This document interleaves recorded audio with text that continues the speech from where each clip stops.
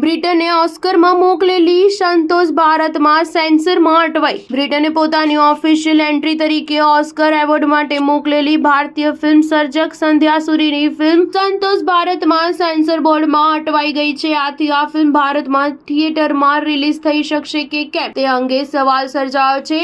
એક વિધવા મહિલા પોતાના પતિના સ્થાને પોલીસ દળમાં નોકરી મેળવે છે અને કેવી રીતે એક દલિત યુવતીની હત્યા જેવા સેન્સિટિવ કેસને હેન્ડલ કરે છે તેની વાર્તા કહેતી આ ફિલ્મમાં ભારતીય અભિનેત્રી શાહના ગોસ્વામીએ મુખ્ય ભૂમિકા ભજવી છે।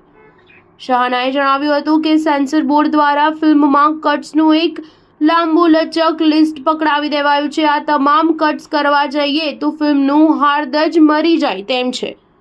ફિલ્મની સર્જક સંધ્યા સુરીએ પણ સેન્સર બોર્ડના વાંધાઓને ભારે નિરાશાજનક ગણાવ્યા હતા। તેણે કહ્યું હતું કે અમે આ ફિલ્મમાં જે મુદ્દા ઉઠાવ્યા છે તેના વિશે ભારતમાં બધા જ જાણે છે અને બીજી ફિલ્મોમાં પણ તે વિશે દર્શાવાયું છે।